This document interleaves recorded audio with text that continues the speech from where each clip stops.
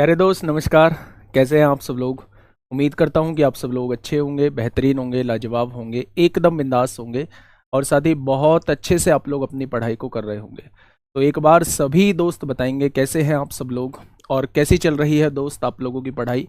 आप ये भी जानते हैं कि आज से अवसर सीरीज जो है वो आप लोगों की स्टार्ट हुई है। और मेरे दोस्त बस मैं इतना कहना चाहूँगा कि काफ़ी टाइम से जो है वो बैच चल रहा है और काफ़ी टाइम से आप लोग बैच के साथ जुड़े हुए हैं। लेकिन ये अवसर सीरीज जो है वो आप लोगों को प्रैक्टिस कराने का काम कर रही होगी, बेहतरीन तरीके से प्रैक्टिस कराने का काम कर रही होगी।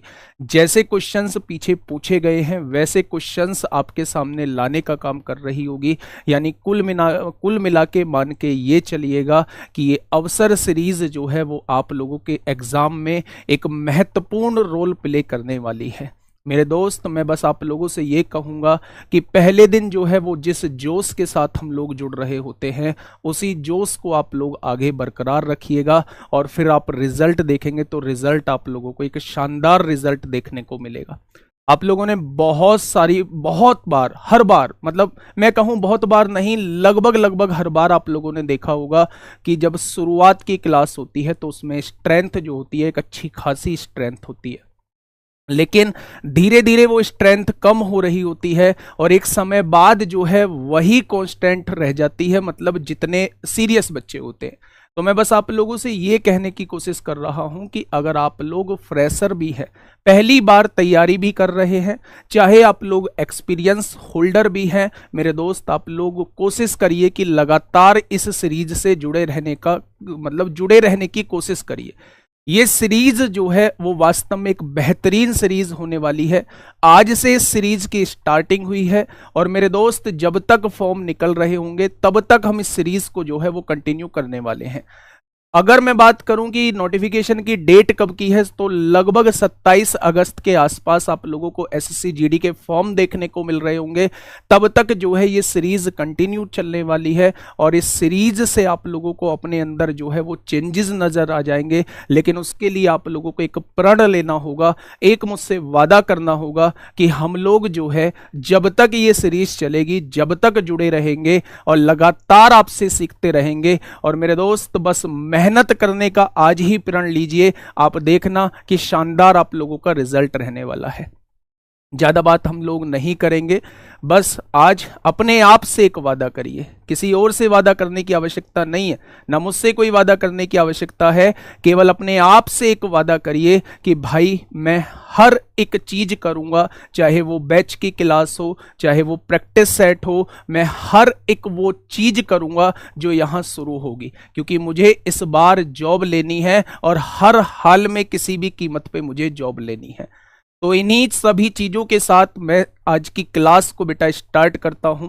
सबसे पहले आप लोगों को थोड़ा सा टाइम टेबल के बारे में बता दूं। इस सीरीज का नाम अवसर सीरीज इसलिए रखा गया है क्योंकि अवसर बैच में आप लोग पढ़ रहे हैं और उसी जो चीज पढ़ रहे हैं उसी को रिवाइज कराने के लिए ये सीरीज आप लोगों को देखने को मिलेगी। अगर मैं पर्टिकुलर मैथ की बात करूं तो मैथ में अभी बहुत कम सिलेबस आप लोगों का उस बैच के अंदर हुआ है। तो बहुत सारे बच्चे ऐसे होंगे जो फ्रेशर होंगे और वो ये सोचेंगे जी हम कैसे इस कंप्लीट सेट को लगा पाएंगे, जब हमारा सिलेबस ही कंप्लीट नहीं हुआ है तो कैसे हम इस कंप्लीट सेट को लगा पाएंगे। तो मेरे दोस्त मैं आप लोगों को बता दूं कि मैं जो कोशिश करूंगा वो ये कोशिश करूंगा कि जो चैप्टर आप लोगों के बैच में हो चुके हैं उनसे नंबर ऑफ क्वेश्चंस थोड़ा सा ज्यादा लाने की कोशिश करूंगा, जिससे कि आप लोगों का रिवीजन हो जाए। और जो चैप्टर आप लोगों के कोर्स में नहीं हुए हैं उनसे बहुत रेयर केस में आप लोगों के क्वेश्चंस लाने की कोशिश करूंगा। इसलिए मेरे साथी, चाहे आप लोग फ्रेशर हैं चाहे आप लोग एक्सपीरियंस होल्डर हैं, मेरे दोस्त दोनों के लिए ये प्रैक्टिस सेट जो रहने वाला है वो एक रामबाण साबित होने वाला है मेरे भाई। अगर मैं बात करूं टाइम टेबल की बात करूं तो पहली क्लास आप लोगों की 11 बजे से नीरज सर की स्टार्ट होती है। वो हिंदी की क्लास करा रहे होते हैं, हिंदी का प्रैक्टिस सेट करा रहे होते हैं। ठीक 12 बजे जीएस का प्रैक्टिस सेट जो है वो अजीत सर आप लोगों को करा रहे होते हैं और 1 बजे मैं आप लोगों के साथ जुड़ रहा होता हूं और मेरे ठीक बाद 2 बजे जो है वो रीजनिंग की क्लास राहुल शर्मा सर आप लोगों के सामने लेके आ रहे होते हैं। मेरे दोस्त, मैंने हर बार देखा है, बहुत टाइम से चीज़ें मतलब पढ़ा भी रहा हूँ, डिलीवर कर रहा हूँ, मैंने एक चीज़ नोटिस की है कि अभी एग्ज़ाम होने में जैसे 4-5 महीने हैं, तो हम लोगों का वो जोश नहीं होता है। हम लोगों का जोश कब बनता है? हम लोगों को जोश तब आता है जब कोई हलचल होती है, जब एग्ज़ाम की डेट आती है, और तब समय कितना रहता है? 1.5 से 2 महीने का समय रहता है। लेकिन मेरे भाई, आप लोग ये मान के चलिए कि जहां कंपटीशन बहुत बड़े लेवल पे हो, वहां 2 महीने में आप चाहकर भी कुछ नहीं कर सकते। इस चैनल ने, इस परिवार ने टॉपर भी दिए हैं, और हर बार टॉपर देने का काम यही परिवार आप लोगों के लिए कर रहा है। आप लोग देखेंगे लास्ट टाइम के टॉपर आलोक, मतलब अभी रैंक तो नहीं आई है, लेकिन 160/160 आप देख रहे हैं कि कंपटीशन किस तरफ जा रहा है। यानी आप लोगों को हर एक सेकंड का बच्चे अच्छे से यूटिलाइज करना है, क्योंकि बहुत सारे बच्चे मतलब बहुत ज्यादा सीरियस है। तो आप लोगों को बिल्कुल भी अपने टाइम को वेस्ट नहीं करना है। कंपटीशन अच्छा खासा है। कंपटीशन क्रैक तब होगा, पेपर क्रैक तब होगा जब हम एक शानदार स्मार्ट वे में बच्चे हम लोग तैयारी करेंगे। ठीक है, तो इन्हीं सभी बातों से शुरू करते हुए मैं आज का प्रैक्टिस सेट स्टार्ट करता हूं। आज का पहला क्वेश्चन आप लोगों के सामने है। आज का ये प्रैक्टिस सेट जो है वो आप लोगों को कंप्लीट मिक्स प्रैक्टिस सेट देखने को मिलेगा। मेरे दोस्त, एक आइडिया आप लोगों को हो जाएगा, और फिर कल से हम लोग नंबर ऑफ क्वेश्चंस वो ज्यादा रखेंगे जो आपके बैच में हो चुके हैं। तो फटाफट मुझे बताइए क्या होगा इस क्वेश्चन का बिल्कुल सही जवाब। बहुत बढ़िया, टाइम मैं आप लोगों को दूंगा। 1 घंटा मेरे पास है, 1 घंटा हम शांति से करेंगे, कोई जल्दी नहीं है। ऐसा नहीं है 20 मिनट में, 25 मिनट में, 30 मिनट में हमें प्रैक्टिस सेट खत्म करना है। शांति से कराऊंगा, 1 घंटा कराऊंगा पूरा, और आप देखेंगे कि आप बेहतरीन 20 क्वेश्चन का रिवीजन कर रहे होंगे। क्वेश्चन ने कहा है यदि ए और बी की आयु का अनुपात, यानी 2 लोग दिए हुए हैं ए और बी, और इनकी आयु का अनुपात कितना दिया हुआ है? तो आप कहेंगे 3-4 दिया हुआ है। उनकी आयु का योग जो है वो 28 दिया हुआ है। अच्छा, अगर मैं इन दोनों की आयु का योग करता हूं तो आप कहेंगे जी वो तो 7 आ रहा है, लेकिन क्वेश्चन ने दिया कितना है? 28 दिया है। वो तो अगर 7 की वैल्यू 28 है तो 1 की वैल्यू क्या हो जाएगी? तो क्या 1 की वैल्यू जो है वो 4 निकल के आ जाएगी?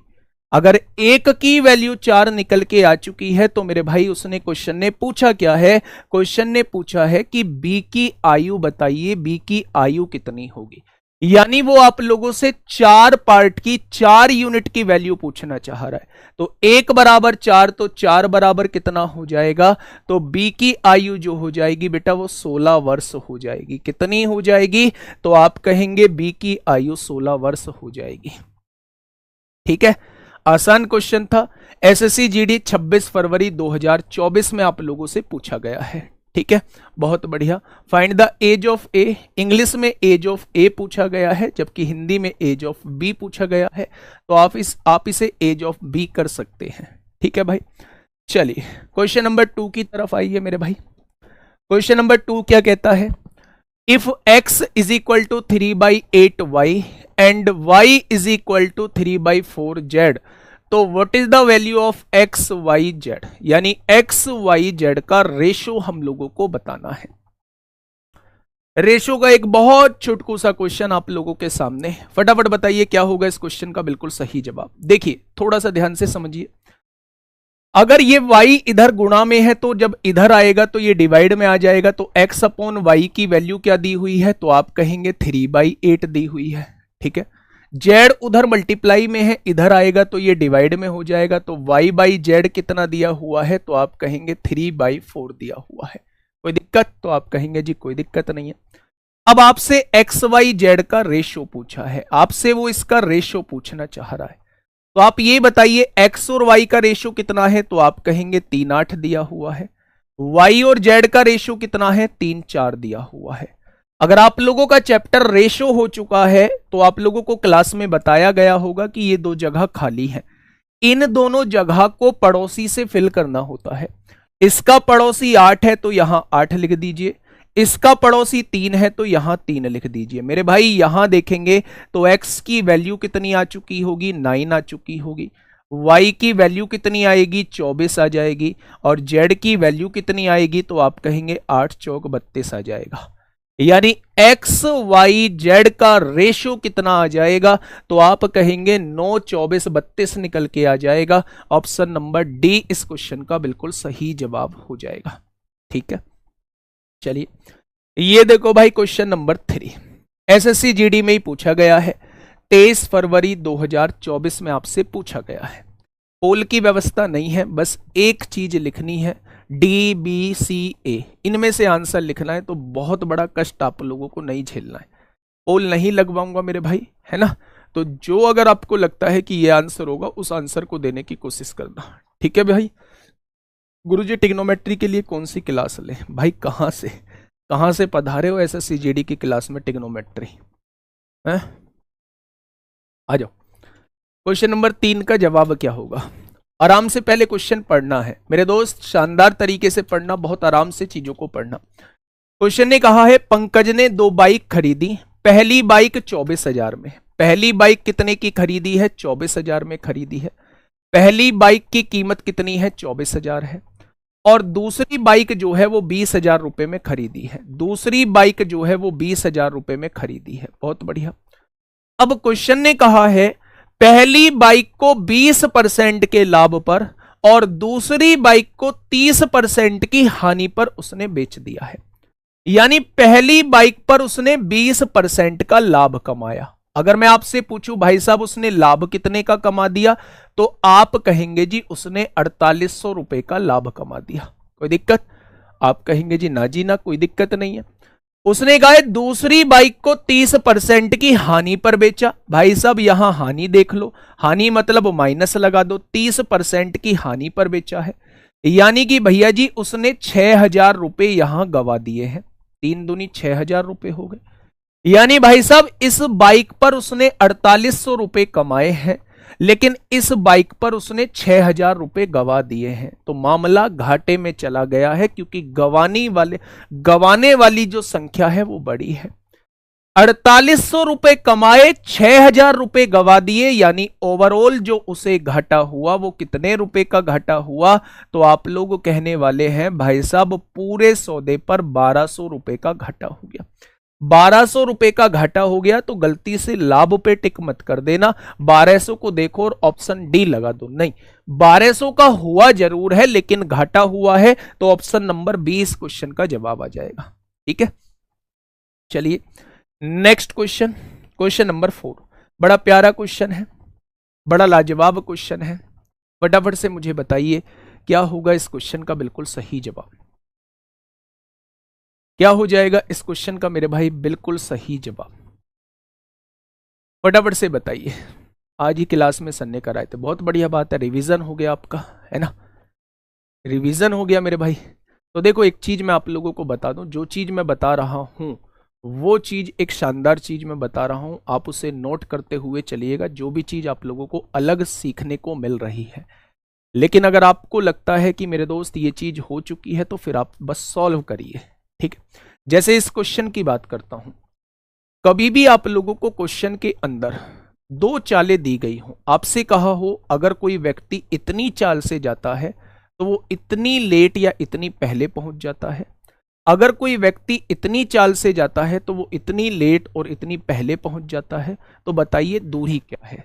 मेरे दोस्त ये क्वेश्चन जो होता है बड़ा इंपॉर्टेंट होता है, और इस इंपॉर्टेंट क्वेश्चन का केवल एक फॉर्मूला मैं बताऊंगा, थोड़ा सा ध्यान देना। वैसे तो मैं इसे रेशो मेथड से भी करा सकता हूं, लेकिन मैं ये चाहता हूं कि आप एक सिंगल लाइन में मेरे भाई, सिंगल लाइन में आप लोग आंसर निकाल दें। वो सिंगल लाइन कौन सी है थोड़ा सा समझिएगा। जब भी आपसे ऐसा क्वेश्चन पूछा जाए तो दूरी का डायरेक्टली फॉर्मूला होता है दोनों चालों की गुणा अपॉन दोनों चालों का डिफरेंस इनटू समय में अंतर। समय में अंतर, बस ये फॉर्मूला आप लोग लगा देना। कोई रेशियो मेथड लगाने की जरूरत नहीं है, कोई कुछ सोचने की जरूरत नहीं है, बस इस फॉर्मूले को लगा देना, डायरेक्ट दूरी निकल के आएगी। पहली चाल कितनी है देखिए, क्वेश्चन पढ़िए। रमेश 16 किलोमीटर प्रति घंटे की चाल से चलता है और स्कूल 4 मिनट की देरी से पहुंचता है। यानी अगर 16 किलोमीटर प्रति घंटे की चाल से जाता है तो 4 मिनट लेट पहुंचता है। यदि वह 20 किलोमीटर प्रति घंटे की चाल से चलता है तो वो निर्धारित समय से 12 मिनट पहले पहुंच जाता है। तो मेरे भाई उसने घर से स्कूल की दूरी पूछी है। तो पहली चाल कितनी दी हुई है मेरे दोस्त, 16 किलोमीटर प्रति घंटा। दूसरी चाल कितनी दी हुई है, 20 किलोमीटर प्रति घंटा। दोनों का डिफरेंस कितना दिया हुआ है, 4 किलोमीटर प्रति घंटा। अब आपके लिए सबसे बड़ा टास्क है समय में अंतर। पहले कोई वस्तु 4 मिनट लेट पहुंच रही थी, अब वही वस्तु 12 मिनट पहले पहुंच रही है, तो क्या अंतर जो आएगा वो 16 मिनट का आएगा। भाई पहले कोई वस्तु 4 मिनट लेट, यहां ये करेक्ट समय है। पहले कोई वस्तु 4 मिनट इसके इधर है, अब कोई वस्तु 12 मिनट इसके इधर है, तो 12 और 4 का गैप कितने का हो जाएगा, तो आप कहेंगे 16 मिनट का अंतर आ जाएगा। तो मेरे भाई यहां जो समय में अंतर आएगा 16 मिनट, और घंटे बनाने के लिए 60 से डिवाइड कर दीजिए। ये आपके सामने डायरेक्टली दूरी आ जाएगी। 4 चौक 16 होगा, 0 से 0 कट जाएगा, 2 तिया 6 होगा, 16 चौका 64/3 आएगा। यानी कि मेरे भाई टोटल दूरी कितनी आ जाएगी, 64/3 आ जाएगी। तो एक सिंपल सा फॉर्मूला आप लोगों के सामने है, दोनों चालों की गुणा अपॉन दोनों चालों का डिफरेंस इनटू समय में अंतर। ठीक है, बहुत बढ़िया, बहुत शानदार। केवल आज जो है आप लोगों के सामने मिक्स प्रैक्टिस सेट लेके आया हूं। कल से जो है वो मेरे भाई नंबर ऑफ क्वेश्चंस उनके ज्यादा होंगे जो आपकी क्लास में चैप्टर्स हो चुके हैं।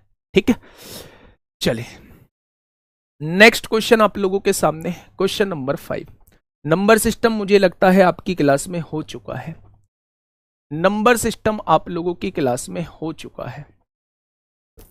रेशो मेथड से कराओ, रेशो मेथड से सीख लो भैया, रेशो मेथड से सीख लो, जिससे आप बिल्कुल भी करने की कोशिश नहीं करोगे। रेशो, अगर दूरी बराबर है तो चाल का रेशो निकाल दो मेरे भाई। चाल क्या है, पहली चाल है 16 और दूसरी चाल है 20, तो चाल का रेशो क्या आ जाएगा, 4-5 आ जाएगा।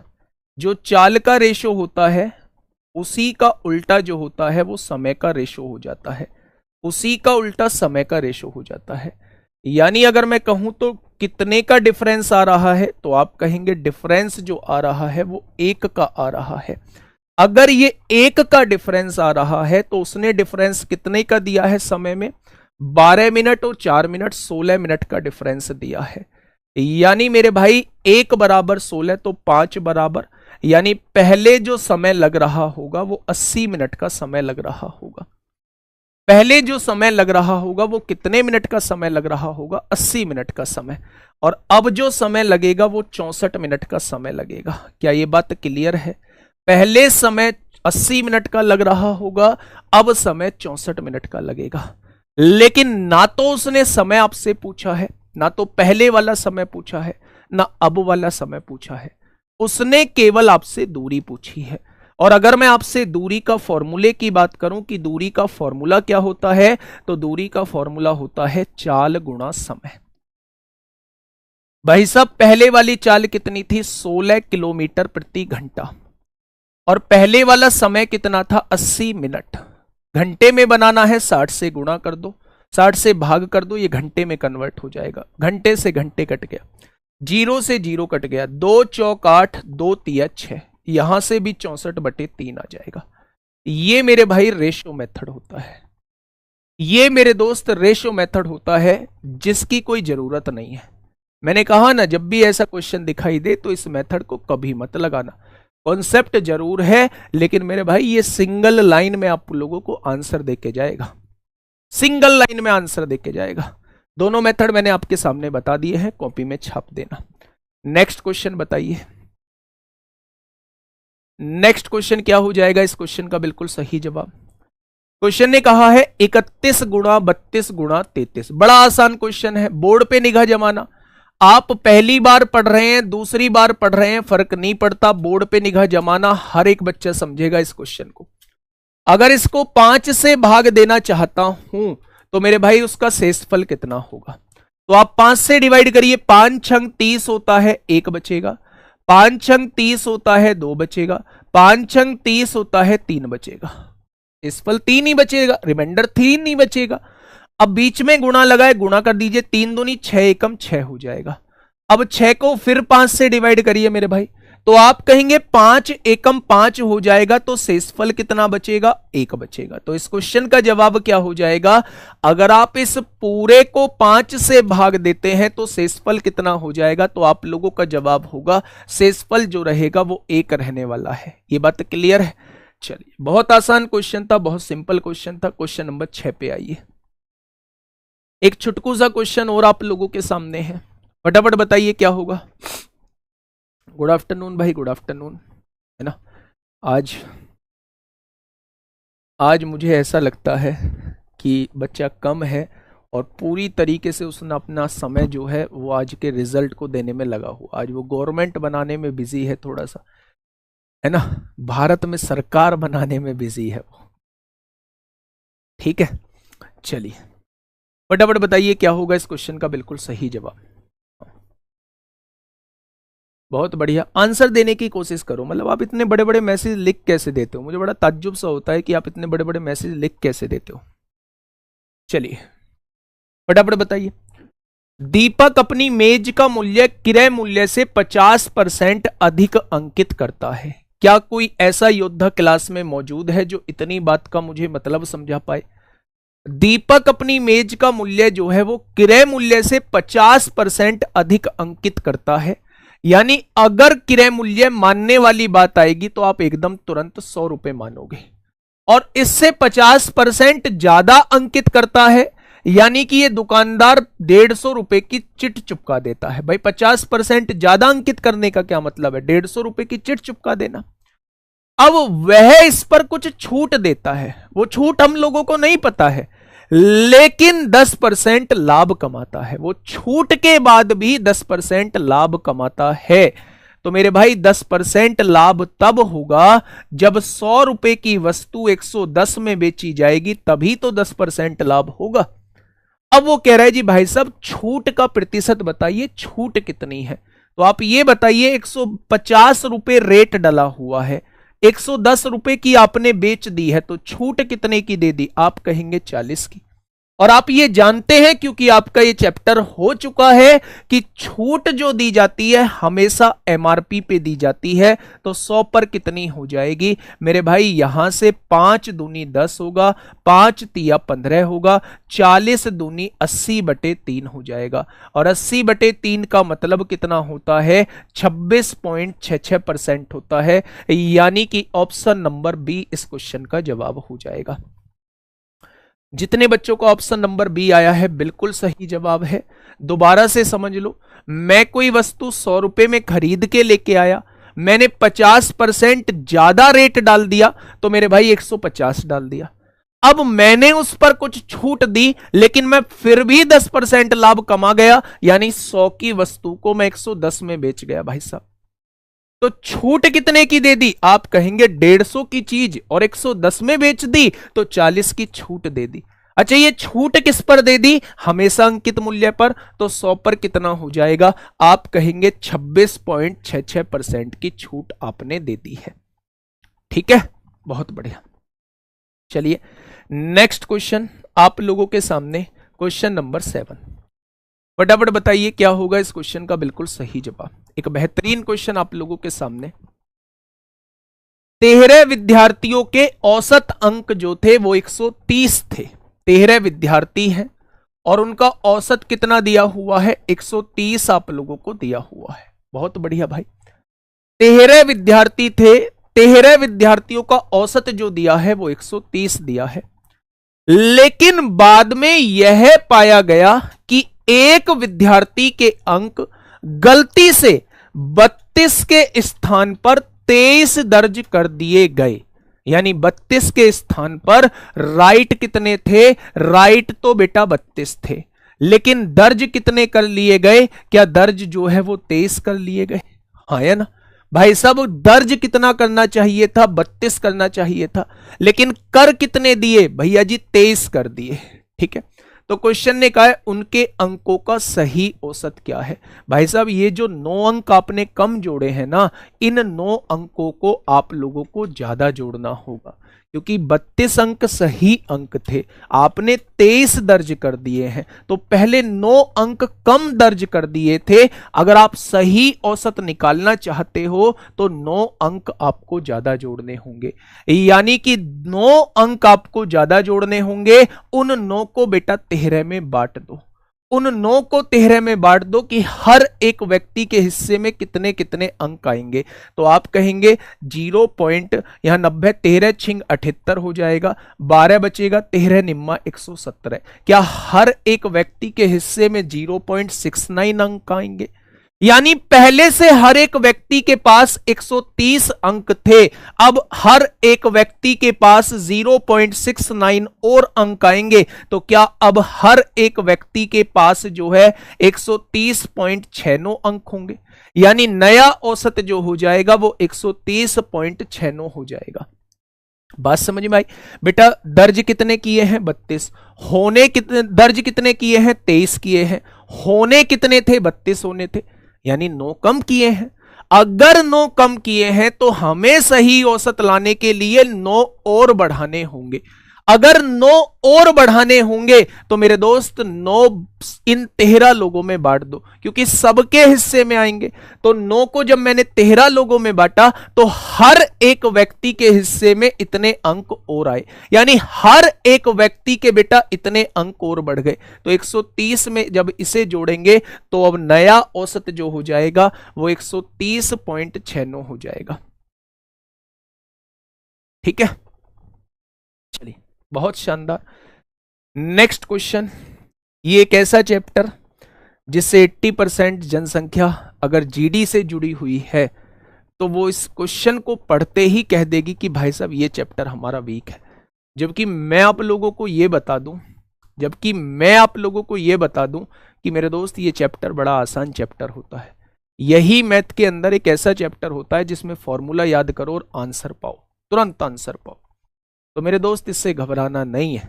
आप एक बार देखो उस समबाहु त्रिभुज की भुजाएं ज्ञात कीजिए जिसका क्षेत्रफल ये दिया हुआ है।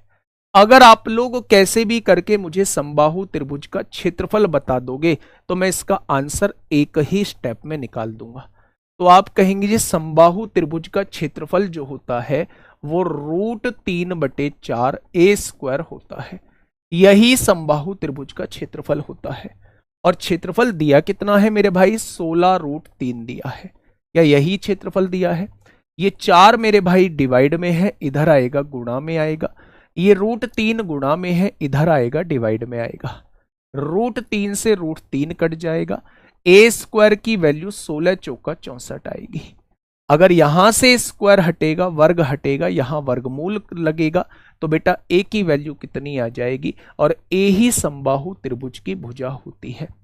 a ही समबाहु त्रिभुज की भुजा होती है। तो मेरे भाई 8 सेंटीमीटर इस क्वेश्चन का बिल्कुल सही जवाब हो जाएगा। छुटकू क्वेश्चन था, ज्यादा टाइम नहीं देंगे। यहां आइए फटाफट, यहां आइए। ये वो क्वेश्चन है भाई साहब, पिछले 2 बार से इसने एसएससी जीडी वाले बच्चों के नाक में दम करके लगा हुआ है, नाक में दम करके रखा हुआ। ये क्वेश्चन बड़ा पूछा जा रहा है पिछले 2 बार से। बेईमान दुकानदार का क्वेश्चन हर शिफ्ट में आप लोगों को देखने को मिलेगा, ठीक है। लेकिन बेईमान दुकानदार का कॉन्सेप्ट आप लोग बहुत अच्छे से सीख भी चुके होंगे। तो मेरे दोस्त इसका जवाब आप लोग चुटकी भर में दे देंगे। फटाफट मुझे बताइए क्या होगा इसका बिल्कुल सही जवाब। एक व्यापारी अपने सामान को 16% की हानि पर बेचने का दावा करता है। वो कहता है कि भाई साहब मैं अपना सामान 16% की हानि पर बेच दूंगा, लेकिन वह 1 किलोग्राम के स्थान पर 750 ग्राम वजन देता है। देना तो था उसे 1000 ग्राम, लेकिन भाई साहब 750 ग्राम देता है। कर दिया ना घोटाला उसने। तो उसका लाभ बताइए। कहां तो वो हानि पर बेचने की बात कर रहा है और कहां वजन कम तोल के उसने लाभ कमा लिया है। तो फटाफट मुझे बताइए कितने का होगा? 12%। पक्का 12% होगा। देख लेना, आंसर से पलट मत जाना मेरे भाई। पलटोगे तो नहीं? पलटोगे तो नहीं? अच्छा, ये बताया होगा कि बेईमान दुकानदार के केस में हम लोग रेशो से क्वेश्चन को सॉल्व कर रहे होते हैं, सीपी और एसपी हम लोग लिख रहे होते हैं। उसने कहा है 16% की हानि पर बेचने का दावा करता है। क्या कोई व्यक्ति मुझे 16% की फ्रैक्शन बता सकता है? फ्रैक्शन कैसे बनाते हैं? तो आप कहेंगे जी फ्रैक्शन बनाने का तरीका होता है बटे में 100 लिख देना। जब 16/100 को सॉल्व करोगे तो 4/25 आएगा। आप लोगों को यह बताया गया होगा कि ये जो होता है ये क्रय मूल्य होता है, यानी अगर 25 का कोई सामान है तो 4 के घाटे पर बेचने की बात की है, तो क्या आपने 21 में बेचने की बात की है? 25 का कोई सामान है, 4 के घाटे पर आपने बेचने की बात की है, तो क्या आपने 21 पर बेचने की बात की है? तो आप कहेंगे जी बिल्कुल बात की है। आगे बढ़ते हैं। लेकिन वह 1 किलोग्राम के स्थान पर 750 ग्राम वजन का प्रयोग करता है, यानी ग्राहक को कितना पता है? तो आप कहेंगे ग्राहक को पता है भाई साहब मुझे जो मिल रहा है ना वो 1000 ग्राम मिल रहा है, लेकिन उसने अपने पास से दिया कितना? तो आप कहोगे अपने पास से मेरे भाई उसने 750 ग्राम दिया।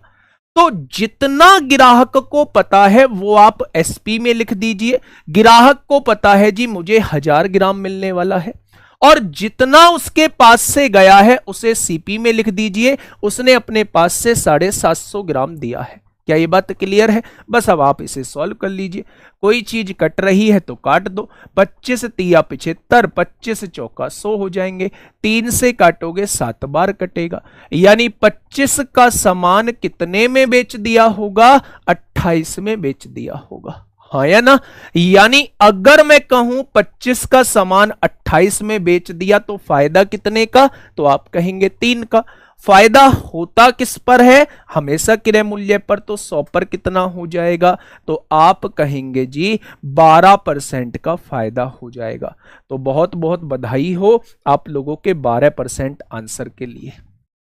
बहुत बहुत बधाई हो, बहुत बहुत बधाई हो आपके 12% के आंसर के लिए, है ना? बहुत शानदार, बहुत लाजवाब। चलिए नेक्स्ट क्वेश्चन पे आइए मेरे भाई। समय तथा कार्य, वो चैप्टर जो आपका एकदम से बेस्ट होता है, आप लोगों का फेवरेट होता है। आप लोग चाहते हैं कि पूरे के पूरे 20 क्वेश्चन जो है वो इसी चैप्टर से आ जाएं। फटाफट बताइए क्या होगा इस क्वेश्चन का बिल्कुल सही जवाब। बेटा 1 किलो का मतलब 1000 ग्राम होता है। 1 किलो का मतलब 1000 ग्राम होता है, इसलिए मैंने 1 किलो की जगह 1000 ग्राम लिखा है। ठीक है, बताइए देखिए क्या होगा इस क्वेश्चन का बिल्कुल सही जवाब। W और X मिलकर एक काम को 40 दिन में पूरा करते हैं। W और X मिलकर एक काम को 40 दिन में पूरा करते हैं। X और Y मिलकर उसी काम को मेरे भाई 60 दिन में पूरा करते हैं। बहुत बढ़िया। W, X और Y तीनों लोग मिलकर W, X और Y उसी काम को कितने दिन में करते हैं? वही काम जो है वो 30 दिन में पूरा हो जाता है। अब आप एक चीज समझना, क्या आप लोग, हाँ ऊपर करना, ऊपर ऊपर करना, चलिए ठीक है। 40, 60, 30 का क्या कोई एलसीएम बता पाएगा? जी एलसीएम तो हमारे चैप्टर अभी हुआ ही नहीं है। तो भाई साहब आप इतने भी कमजोर नहीं हो कि एलसीएम ना बता पाओ, एलसीएम ना बता पाओ, और वो भी इतना आसान सा एलसीएम। 40, 60 और 30 से डिवाइड होने वाली संख्या, तो आप कहेंगे जी वो तो 120 होती है। तो भैया यही तो एलसीएम होता है, ये टोटल काम होता है। 120 काम 40 दिन में, तो एक दिन में 3 काम। भाई साहब इससे डिवाइड कर देंगे। 120 को 60 से डिवाइड करेंगे, एक दिन में 2 काम, और 120 को 30 से डिवाइड करेंगे तो एक दिन में 4 काम हो जाएगा। होगा या नहीं? अब देखना मेरी बात को समझना। अब हमें चाहिए W और Y को मिलकर उसी काम को पूरा करने में कितने दिन लगेंगे, यानी हमें W की इफिशियंसी चाहिए। आप एक चीज छोटी सी बताइए, W और X मिलकर एक दिन में कितना काम करते हैं? एक दिन में दोनों मिलकर 3 काम करते हैं, लेकिन तीनों ने मिलकर 4 काम किया है। तो एक काम जो बचा क्या वो Y ने किया होगा? हमें पता लग चुका है कि Y एक दिन में 1 काम करता है। भाई जब ये दोनों एक दिन में 3 काम करते हैं और टोटल 4 काम हुआ है, तो Y ने क्या 1 काम किया होगा? Y एक दिन में 1 काम करता है और दोनों मिलकर 2 काम करते हैं, तो X भी एक दिन में 1 काम करता होगा। अगर x एक दिन में एक काम करता है और दोनों मिलकर 3 काम करते हैं तो w जो है वो एक दिन में 2 काम करता होगा। यानी मेरे भाई y की इफिशियंसी 1 आ चुकी है और w की इफिशियंसी 2 आ चुकी है। यही कार्य क्षमता होती है। तो उसने कहा है W और Y मिलकर जब मिलेंगे तो एक दिन में 3 काम करेंगे। पूरे काम को कितने दिन में खत्म कर देंगे? तो 120 काम को कितने दिन में खत्म कर देंगे? तो आप कहेंगे 40 दिन में खत्म कर देंगे। कितने दिन में खत्म कर देंगे मेरे भाई? तो आप कहेंगे 40 दिन में खत्म कर देंगे। ठीक है, ये बात समझ में आ गई क्या? बहुत शानदार, हाँ बहुत शानदार, बहुत लाजवाब। क्वेश्चन नंबर 11, ऐसा क्वेश्चन अगर आ जाए ना तो भाई साहब आप मैथ के धुएं उड़ा देंगे। अगर ऐसा क्वेश्चन आ जाए, अगर इस क्वेश्चन पे भी आपने पेन चलाया तो फिर जो है वो दिक्कत का विषय है ना। चाहे आप लोग जो है वो फ्रेशर हो, चाहे आप लोग जो है वो एक्सपीरियंस होल्डर हो, आप लोगों को इस क्वेश्चन को बिना पेन चलाए मुझे बताना होगा। क्वेश्चन ने कहा है दो संख्याओं का रेशो आप लोगों को दिया हुआ है, यदि उनका महत्तम समापवर्तक यानी HCF अगर 7 है तो संख्याएं ज्ञात कीजिए। जब भी आप लोगों को रेशो दिया हुआ हो और आप लोगों के सामने HCF दिया हुआ हो तो HCF की डायरेक्ट गुणा आप लोग रेशो में कर देना, आपके सामने नंबर निकल के आ जाएगा। तो क्या मेरे दोस्त आप 7 की गुणा 11 में करेंगे तो 77 पहला नंबर आ जाएगा, आप 7 की गुणा 13 में करेंगे तो 91 दूसरा नंबर आ जाएगा, यानी कि ऑप्शन नंबर 20 क्वेश्चन का जवाब हो जाएगा। ठीक है, कोई दिक्कत नहीं है भैया, समय इस पे नष्ट नहीं करना है, समय तो इस पे नष्ट करना है। आइए यहां पे बताइए क्या होगा इस क्वेश्चन का बिल्कुल सही जवाब। क्वेश्चन नंबर 12 आप लोगों की सेवा में हाजिर है। क्या कहना चाह रहा है भाई क्वेश्चन नंबर 12? जब किसी संख्या का 32%, क्या कोई मुझे 32% की फ्रैक्शन बताएगा? 32% की फ्रैक्शन आप लोगों को बताई गई होगी, बटे में 100 लिखना है, तो आप लोगों से बताई गई होगी कि 8/25 होती है। बताई गई है या नहीं? अगर 32% की फ्रैक्शन बनाना चाहते हो तो 32 के बटे में 100 लिख दो। 32 को 4 से काटोगे तो 8 आएगा, 100 को 4 से काटोगे तो 25 आएगा। ठीक है, जब किसी संख्या का 32%, अगर संख्या में 25 मान लूं तो इस संख्या का 32% निकालूंगा तो वो 8 आएगा। आएगा क्या? जब किसी संख्या का 32% जो कि 8 है 476 में जोड़ा जाता है तो परिणाम में वही संख्या प्राप्त होती है। यानी इस 8 में क्या जोड़ दूं कि परिणाम में मुझे 25 ही मिल जाए, परिणाम में वही संख्या प्राप्त होती है। जब किसी संख्या का 32% जो कि 8 है इसमें क्या जोड़ दूं कि वही संख्या मिल जाए, तो आप कहेंगे जी 8 में 17 जोड़ दो, आपको वही संख्या मिल जाएगी। 8 में 17 जोड़ा 25 मिल जाएगा। लेकिन उसने कहा है भाई साहब 476 जोड़ना पड़ता है, तो 17 की वैल्यू कितनी दे रखी है? 476 दे रखी है। तो 1 की वैल्यू कितनी होगी? 17 दूनी 34 हो जाएगा। 1 बराबर 2, तो 17 दूनी 34, कितना बचेगा? 136 हो गया। 17 8 136 हो जाएगा। हो गया नहीं? अगर 1 बराबर 28 है तो संख्या का मान पूछा है, यानी संख्या हम लोगों ने 25 मानी थी। अगर 1 बराबर 28 है तो 25 बराबर कितना हो जाएगा? 25 8 200 को 0 हासिल 20, 25 दूनी 50 और 20 70 हो जाएगा। क्या संख्या जो है आपके सामने 700 हो जाएगी? क्या संख्या जो है आपके सामने 700 हो जाएगी? क्या ये बात समझ में आई या नहीं? तो मेरे दोस्त ये बात जो है वो आप लोगों के सामने आ चुकी होगी, आप लोगों को समझ में आ चुकी होगी। ठीक है, बहुत बढ़िया, बहुत शानदार, बहुत शानदार, बहुत लाजवाब। चलिए आगे बढ़ते हैं मेरे दोस्त।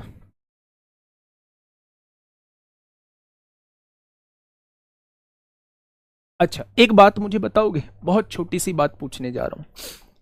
कोई संख्या है, ऐसी रैंडमली मान लो कोई संख्या है, उसके 32% में हम लोग 476 जोड़ रहे हैं तो वही संख्या मिल रही है। अच्छा 32% में 400 जोड़ रहे हैं, 476 जोड़ रहे हैं तो वही संख्या मिल जाती है। कोई संख्या अपने आप में 100% है, अगर 32% में कितना जोड़ूं कि अपने आप में वही संख्या मिल जाए, तो तो आप कहेंगे जी 68% आपको जोड़ना होगा। 32% में 68% जब आप जोड़ोगे तभी तो आपको वो संख्या मिलेगी। यानी कि 32% में 68% जब आप जोड़ोगे तो तभी आपको वही संख्या मिलेगी। मेरे भाई वो 476 जोड़ने की बात कर रहा है, तो क्या 68 की वैल्यू 476 दी है? 68% की वैल्यू 476 दी हुई है। तो मैं आपसे 1% की वैल्यू पूछूं तो कितनी हो जाएगी? तो आप कहेंगे 1% की वैल्यू इतनी हो जाएगी। तो मैं आपसे 100% यानी संख्या की वैल्यू पूछूं तो कितनी हो जाएगी? आंसर हो जाएगा, आंसर हो जाएगा। आप देखिए 17 दूनी 34 होता है, 17 अट्ठे 136 होता है, 17 चौका 68 होता है, 4 से काटोगे 25 बार, 28 की 25 में गुणा करोगे 700 हो जाएगा। यानी अगर 32% में ये जोड़ रहे हैं और संख्या वही मिल रही है तो ये वैल्यू 68% की होगी। अगर 40% में ये जोड़ते तो ये वैल्यू 60% की होती। अगर 45% में ये जोड़ते तो ये वैल्यू 55% की होती। क्या ये बात समझ में आ गई? ठीक है, अब इससे ज्यादा मैं नहीं समझाऊंगा, आगे बढ़ते हैं भाई। अगले क्वेश्चन पे आइए फटाफट। क्वेश्चन नंबर 13, एक ऐसे चैप्टर का क्वेश्चन, अक्सर डर रहे होते हैं हम लोग, है ना, अक्सर हम लोग डर रहे होते हैं लेकिन डरना मना है। फटाफट से मुझे बताइए क्या होगा इस क्वेश्चन का बिल्कुल सही जवाब। क्वेश्चन ने क्या कहा है? क्वेश्चन ने कहा है 810 मीटर लंबी एक रेलगाड़ी 1220 मीटर लंबी एक दूसरी रेलगाड़ी को 29 सेकंड में पार करती है। दोनों रेलगाड़ियां एक दूसरी से विपरीत चल रही हैं भैया, एक इधर चल रही है तो एक इधर चल रही है। इसकी लंबाई 810 मीटर है, इसकी लंबाई कितनी है भैया? 1220 मीटर आप लोगों को दी हुई है, और एक दूसरे को कितने सेकंड में पार कर रही हैं? 29 सेकंड में। यदि दोनों रेलगाड़ियों की चाल समान है तो रेलगाड़ी की चाल कितनी है? बहुत बढ़िया भाई, ये भी एस मीटर पर सेकंड से भाग रही है, ये भी एस मीटर पर सेकंड से भाग रही है। कुछ नहीं करना, अगर दोनों विपरीत दिशा में चल रही हैं तो दोनों की चालों का योग ही सापेक्ष चाल होता है, रिलेटिव स्पीड होता है। तो चाल बराबर क्या हो जाएगा? दूरी बटे समय। दूरी क्या होता है? दोनों ट्रेनों की लंबाई। 12 और 8 20 और 20 और 10 30, क्या 2030 हो जाएगी लंबाई। दूरी बटे समय होता है, समय कितना है? 29 सेकंड है। ये आंसर किस में आएगा मेरे भाई? मीटर पर सेकंड में आएगा। किलोमीटर प्रति घंटे में बनाना चाहते हो तो 18/5 से गुणा कर दो, तो क्या ये किलोमीटर प्रति घंटे में आ जाएगा? क्वेश्चन खत्म, पैसा हजम। आइए यहां 5 से काटिए, 5 चौक 20 होगा, 0 5 छंग 30 होगा। 2 से काटिए, 2 दूनी 4 होगा, 0 2 तिया 6 होगा। 29 से काटिए भैया, 29 सत्ते 203 हो जाएगा, हो जाएगा क्या? और 18 सत्ते कितना होता है? 126 होता है। यानी कि भैया उस ट्रेन की चाल जो है 126 किलोमीटर प्रति घंटा आ जाएगी। क्या बात क्लियर है? क्या बात क्लियर है मेरे भाई? आओ ना, चाल बराबर क्या होता है? चाल बराबर दूरी बटे समय होता है। जब दो वस्तु विपरीत दिशा में चल रही होती हैं तो दोनों की चालों का योग ही सापेक्ष चाल होता है, रिलेटिव स्पीड होता है। तो इसकी भी एस है, इसकी भी एस है, दोनों को जोड़ेंगे तो 2s हो जाएगी, हो गई।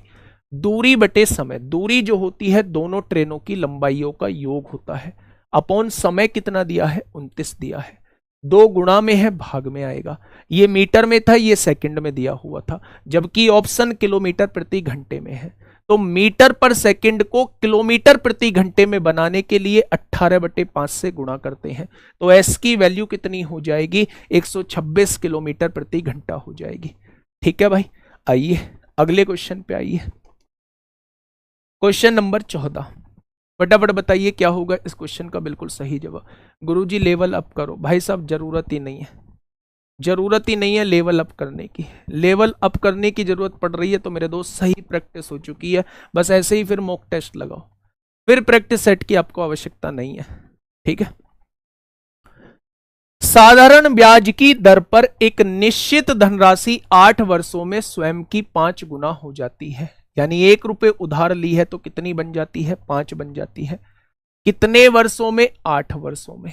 अगर आप 1 रुपया उधार लेते हैं और 5 रुपए वो हो जाते हैं, क्या ब्याज जो लगा होगा वो 4 रुपए लगा होगा? 1 से राशि 5 हो चुकी है तो 4 रुपए ब्याज लग गया होगा। क्या इस बात से सहमत है? उसने कहा है 24 वर्षों में समान साधारण ब्याज दर पर यह स्वयं का कितने गुना हो जाएगा? 12 वालों थोड़ा सा ध्यान से देख लेना। अगर 8 वर्ष का ब्याज 4 रुपए है तो अगले 8 वर्ष का ब्याज फिर से 4 रुपए होगा, अगले 8 वर्ष का ब्याज फिर से 4 रुपए होगा। क्या 12 रुपए जो है वो ब्याज लग जाएगा? अगर 12 रुपए ब्याज लग चुका है, आपने 1 रुपया उधार लिया है और 12 रुपए अगर आपका 24 वर्ष में ब्याज लग चुका है, तो क्या आपको 13 रुपए लौटाने होंगे? क्या आपकी राशि 13 रुपए बन चुकी है? तो मेरे दोस्त, 1 से राशि 13 होने का मतलब है 13 गुना हो चुकी है। तो यही गलती मैं आपसे कराने का सोच रहा था कि आप 12 आंसर देंगे और वो गलती आप लोग कर चुके हैं। इस क्वेश्चन का जवाब जो होगा वो 13 होगा, क्योंकि 1 रुपया आपने उधार लिया है और 12 रुपए ब्याज के बैठे हैं, तो वो राशि 13 बन चुकी होगी। ठीक है मेरे भाई, चलिए बहुत शानदार। Next question number 15। Question number 15, फटाफट मुझे बताइए क्या होगा इस क्वेश्चन का बिल्कुल सही जवाब।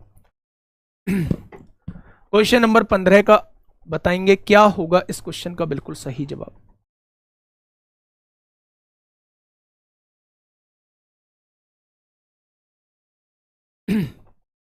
बताइए।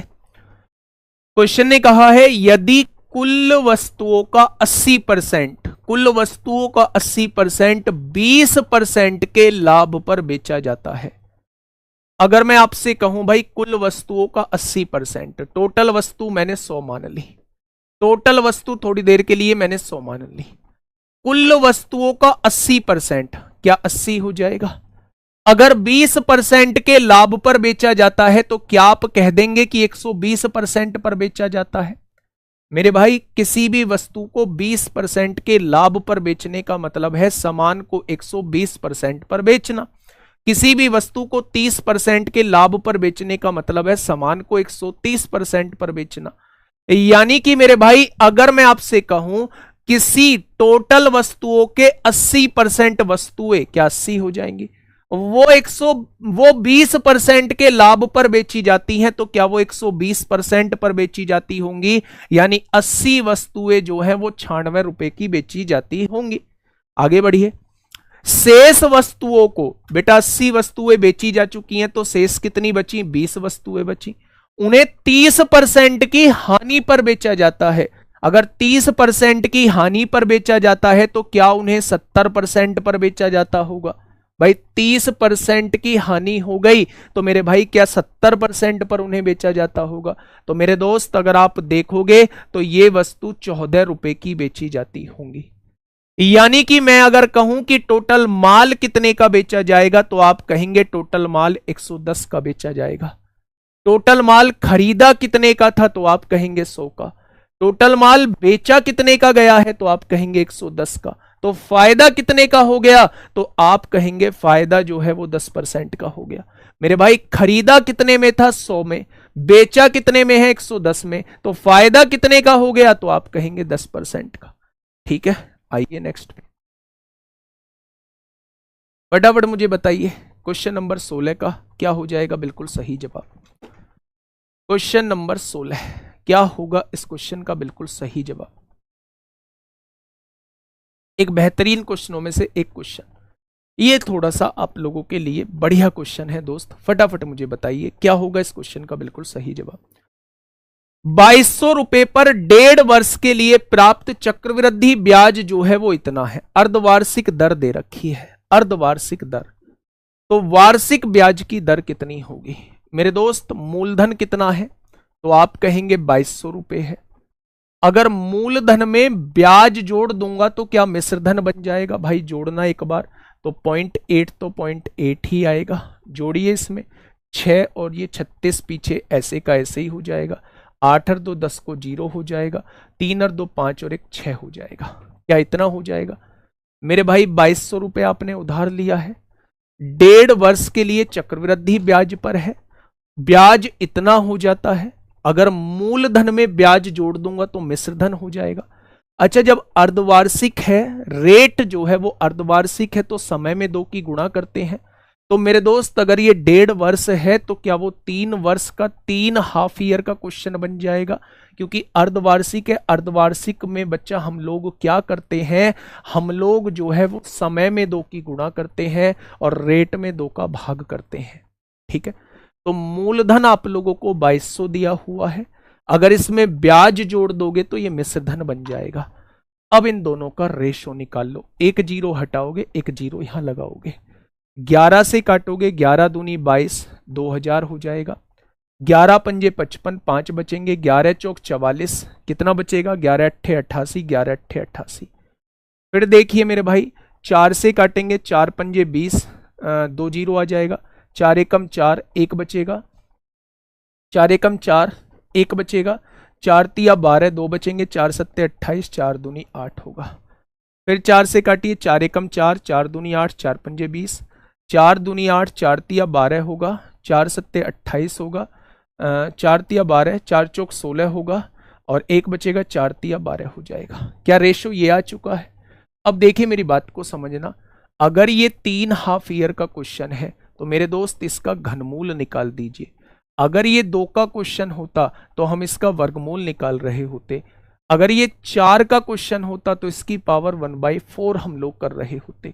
तो आप कहेंगे 125 का घनमूल 5 होगा, 343 का घनमूल 7 हो जाएगा। होगा या नहीं?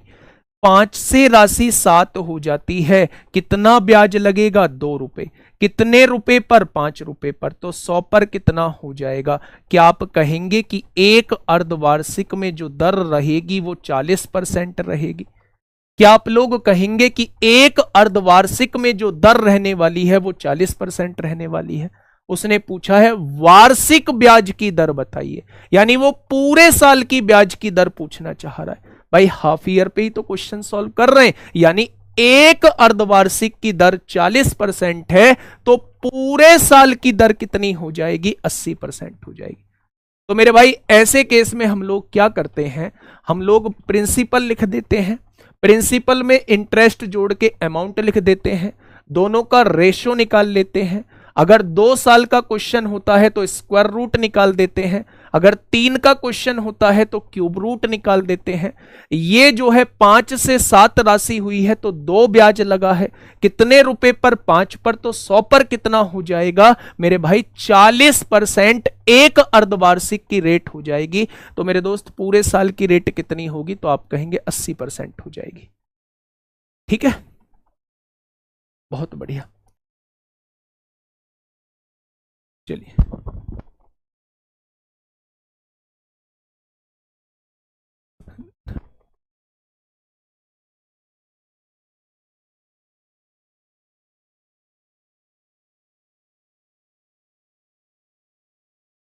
ठीक है, चलिए भाई नेक्स्ट क्वेश्चन की तरफ आइए। ये पाइप तथा टंकी का क्वेश्चन है, क्वेश्चन नंबर 17। एक बार देखिएगा, फटाफट मुझे बताइए क्या होगा इस क्वेश्चन का बिल्कुल सही जवाब।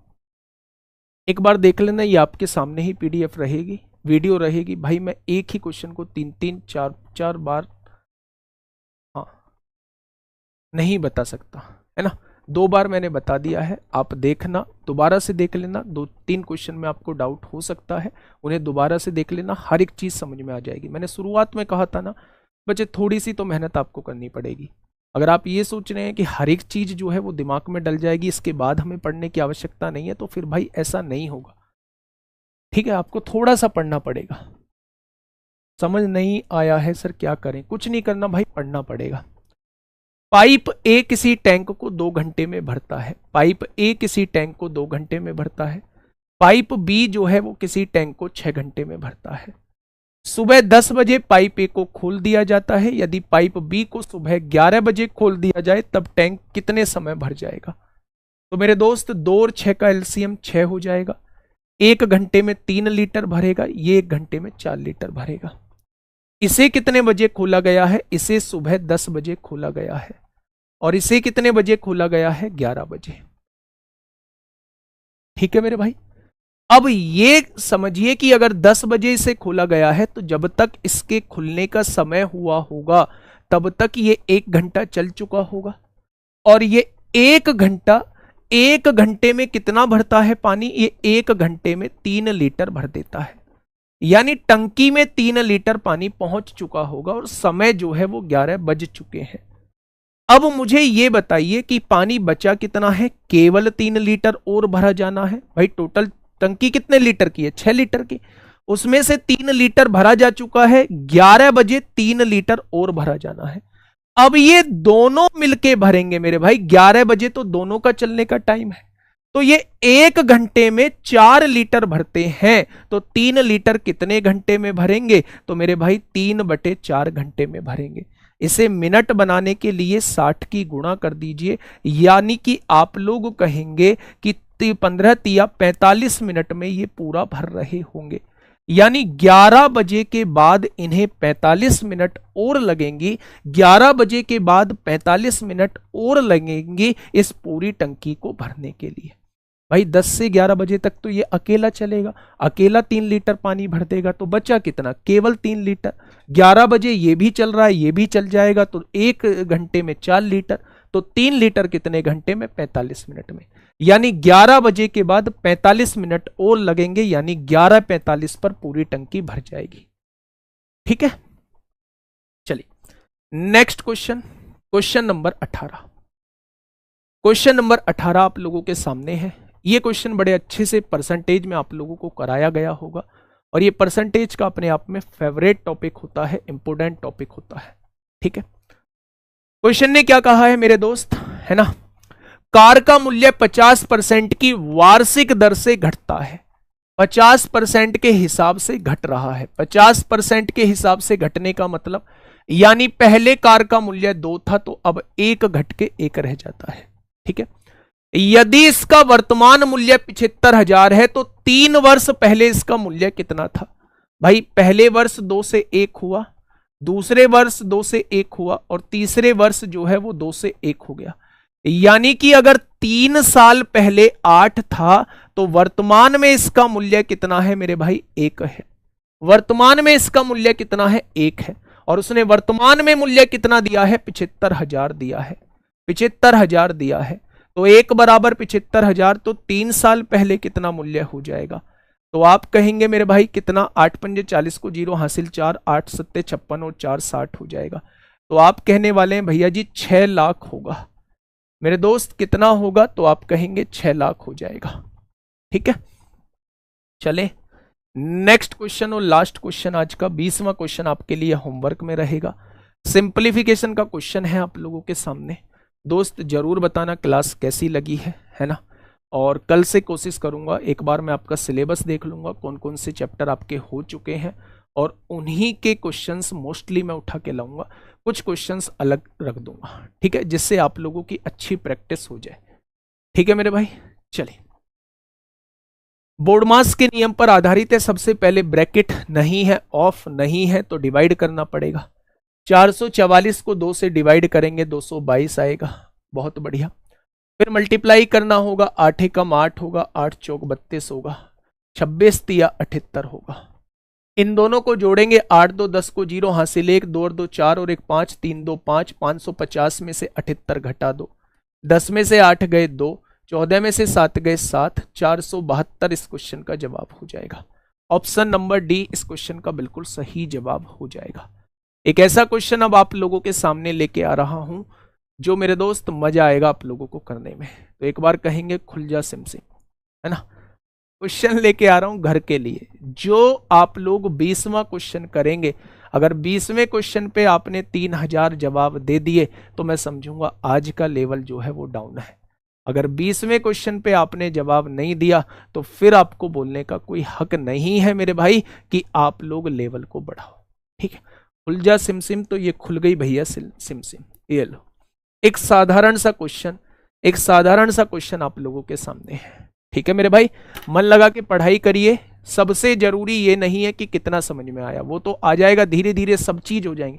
सबसे जरूरी है कि आप आगे कंटिन्यूटी कैसे मेंटेन करते हो, आप कितना पंक्चुअल रहते हो इस क्लास में, वो डिसाइड करेगा आपके आने वाले टाइम में कि आपके सिलेक्शन में सिलेक्शन होगा या नहीं होगा।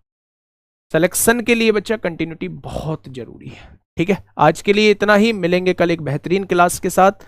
Okay, tata bye bye.